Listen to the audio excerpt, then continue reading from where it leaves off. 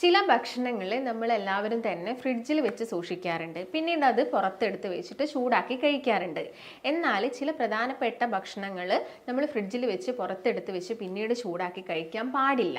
അങ്ങനെ കഴിക്കുന്ന സമയത്ത് നമ്മുടെ ശരീരത്തിൽ ഒരുപാട് ആരോഗ്യ പ്രശ്നങ്ങൾ ഉണ്ടാക്കാറുണ്ട്. അതുപോലെ തന്നെ നിങ്ങൾ പുറത്തെടുത്ത് വെച്ച് കഴിഞ്ഞിട്ട് ഇത്ര സമയത്തിനുള്ളിൽ, അതായത് ഒരു ലിമിറ്റഡ് ടൈം ഉണ്ട്, ആ ഒരു ടൈമിനുള്ളിൽ തന്നെ നമ്മൾ ഫുഡ് എന്ത് ചെയ്യണം, ചൂടാക്കി കഴിച്ചിരിക്കണം. അങ്ങനെയും ചില ഭക്ഷണങ്ങളുണ്ട്.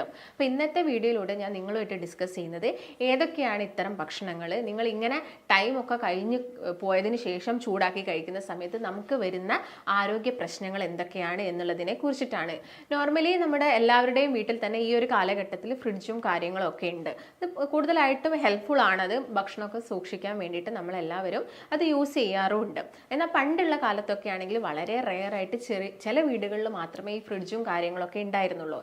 ഇന്ന് കേരളത്തിലോ അല്ലെങ്കിൽ നമ്മുടെ ഇന്ത്യയിൽ തന്നെ നോക്കുകയാണെങ്കിൽ ഈ താപനിലയിലൊക്കെ നല്ല രീതിയിലുള്ള ചേഞ്ചസ് ആണുള്ളത്. കാരണം ഒരുപാട് മരങ്ങൾ വെട്ടി നശിപ്പിക്കുന്നുണ്ട്, അതുപോലെ തന്നെ ഒരുപാട് വാഹനങ്ങൾ കൂടുകയാണ്. അതിൻ്റെ ഭാഗമായിട്ട് അന്തരീക്ഷം മൊത്തം ചൂട് കൂടുകയാണ്. അതിൻ്റെ ഭാഗമായിട്ട് നമ്മൾ ഉണ്ടാക്കുന്ന ഭക്ഷണങ്ങളൊക്കെ വളരെ ചുരുങ്ങിയ സമയം കൊണ്ട് തന്നെ ചീത്തയായി പോവുകയാണ്. അപ്പം പണ്ട് കാലഘട്ടത്തിലാണെങ്കിൽ ഇങ്ങനെയുള്ള പ്രശ്നങ്ങളൊന്നുമില്ല. അതുകൊണ്ട് നിങ്ങളിപ്പോൾ ഇന്ന് ഒരു കറി വെച്ച് കഴിഞ്ഞാൽ നിങ്ങൾക്കത് നെക്സ്റ്റ് ഡേ മോർണിംഗ് വരെ അത് യൂസ് ചെയ്യാൻ പറ്റുന്ന രീതിയിലൊക്കെ ആയിരുന്നു. എന്നാൽ ഇന്നിപ്പോൾ നമ്മൾ ഇങ്ങനെ ഉണ്ടാക്കുന്നുണ്ടെങ്കിൽ നമ്മൾ ഒരുപാട് കാര്യങ്ങൾ ശ്രദ്ധിക്കേണ്ടതുണ്ട്.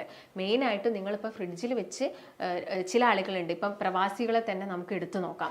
അവർ ചിലപ്പോൾ ഒരു ദിവസം ഭക്ഷണം ഉണ്ടാക്കി കഴിഞ്ഞാൽ ചിലപ്പോൾ ഒരാഴ്ചയോളം അവരത് ഫ്രിഡ്ജിൽ വെച്ച് സൂക്ഷിച്ചിട്ടാണ് പിന്നെ എല്ലാ ദിവസവും എടുത്ത് ഹീറ്റ് ചെയ്ത് കഴിക്കാറാണ് പതിവ്. അപ്പം ഇങ്ങനെയുള്ള ആളുകൾക്കൊക്കെ വളരെ കോമൺ ആയിട്ട് ഉണ്ടാകുന്ന ഒരു ബുദ്ധിമുട്ടാണ് ഈ ഗ്യാസിൻ്റെ പ്രശ്നം എന്നൊക്കെ പറയുന്നത്. അതുപോലെ തന്നെ ഈ ഫുഡ് ഇൻഫെക്ഷൻ ആവുന്നതൊക്കെ നമ്മൾ കേൾക്കാറുണ്ട്. അതെല്ലാം നമ്മൾ ചെയ്യുന്ന ചെറിയ മിസ്റ്റേക്ക് കൊണ്ടാണ് ഇങ്ങനെയൊക്കെ വരുന്നത്.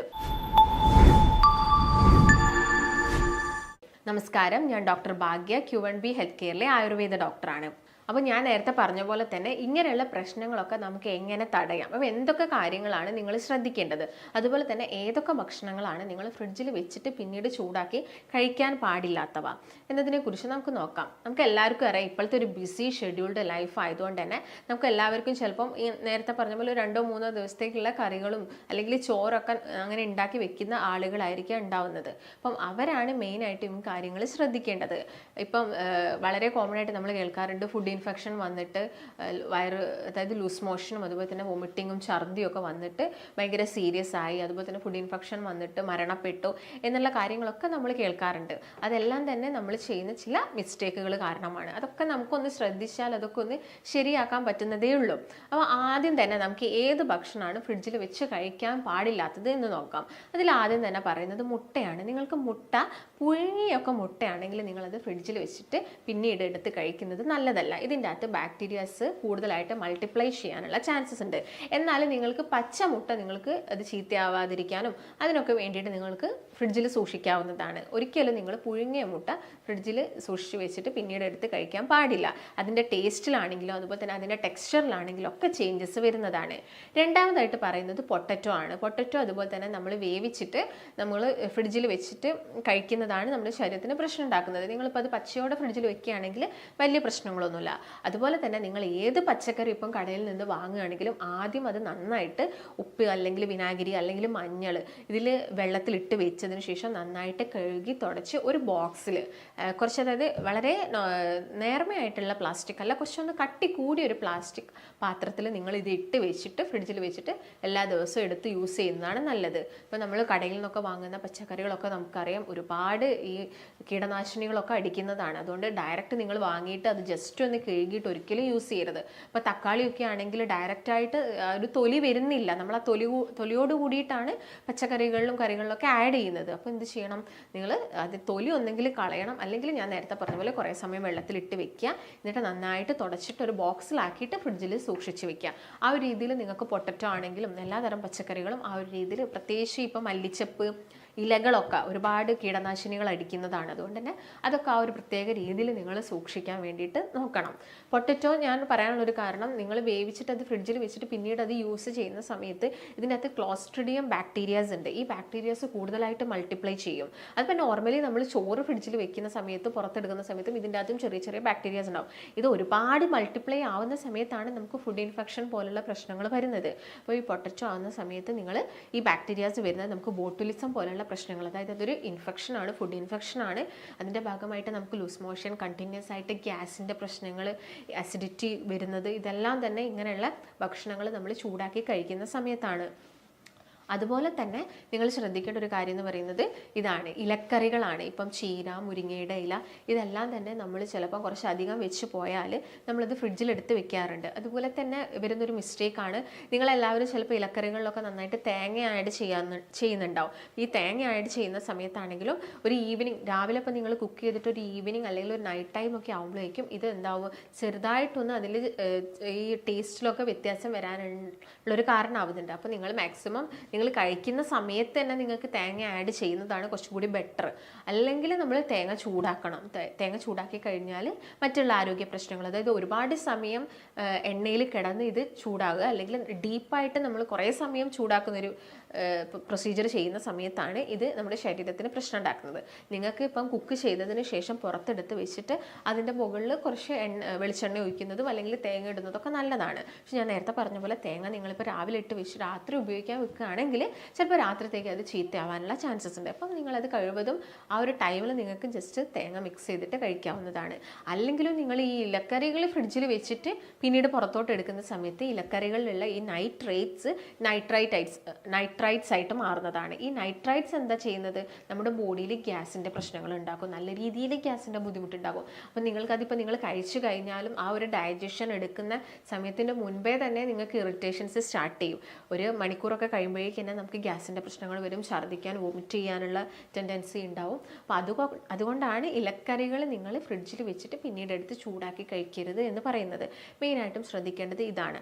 അതുപോലെ തന്നെ മഷ്റൂം, നിങ്ങൾക്കറിയാം മഷ്റൂം ഒക്കെ ആണെങ്കിൽ സ്പോട്ടിൽ തന്നെ നമ്മൾ കുക്ക് ചെയ്തിട്ട് കഴിക്കുന്നതാണ് നമ്മുടെ ശരീരത്തിന് ഏറ്റവും നല്ലത്. അത് മാക്സിമം നിങ്ങൾ ഫ്രിഡ്ജിൽ വെക്കരുത്.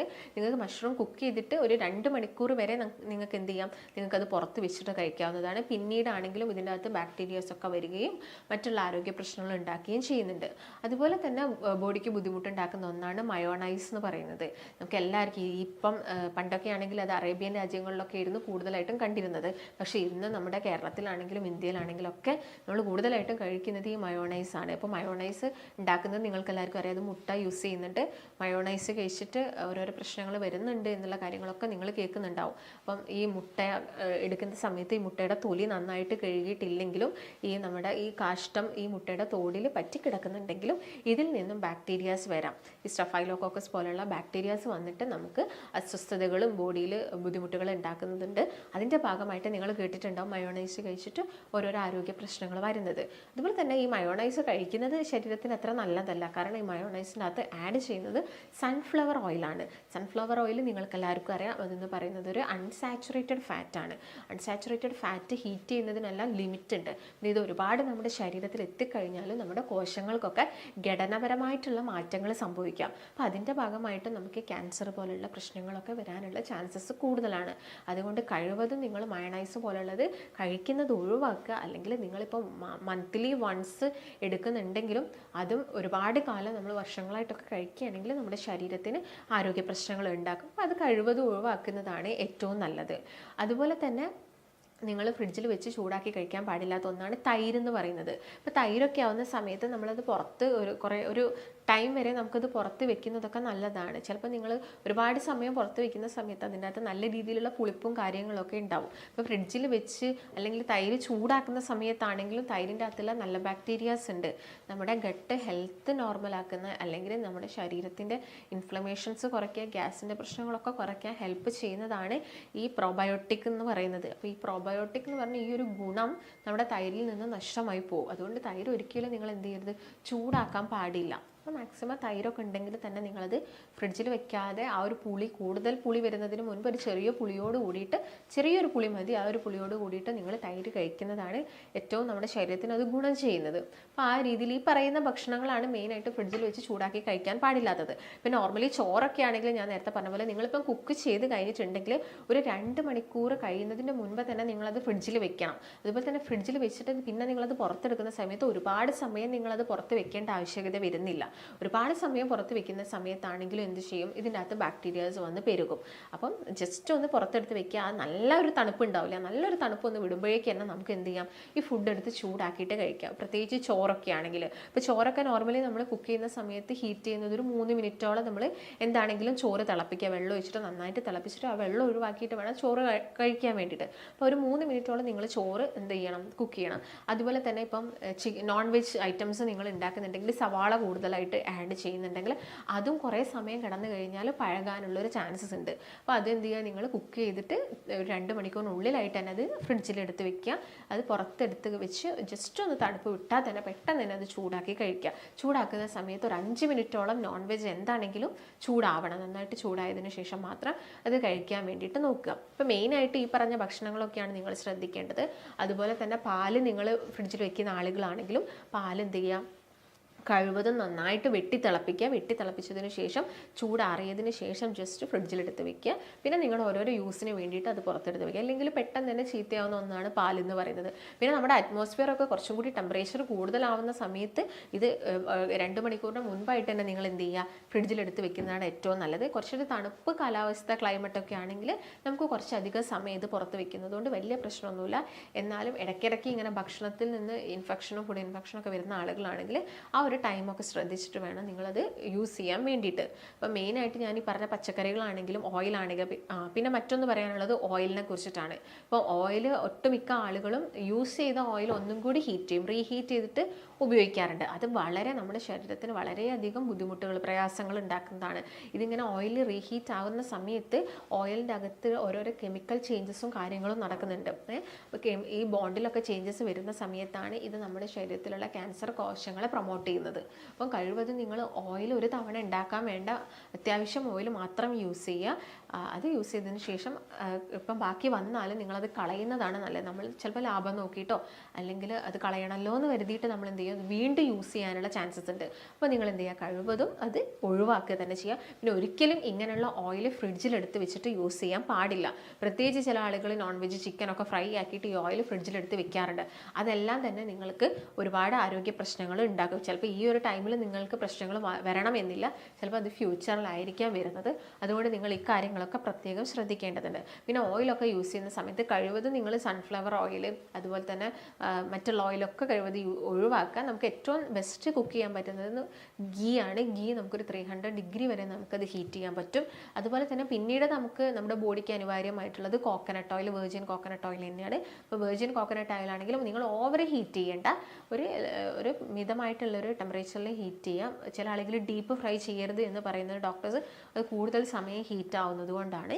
അപ്പോൾ ഈ നോൺ വെജിലുള്ള പ്രോട്ടീൻസ് ആണെങ്കിലും ഓയിലും കൂടിയൊക്കെ ജോയിൻ ചെയ്യുന്ന സമയത്ത് അത് നമ്മുടെ ശരീരത്തിന് അപകടകാരികളായിട്ടുള്ള കോമ്പൗണ്ട്സ് ഉണ്ടാക്കും.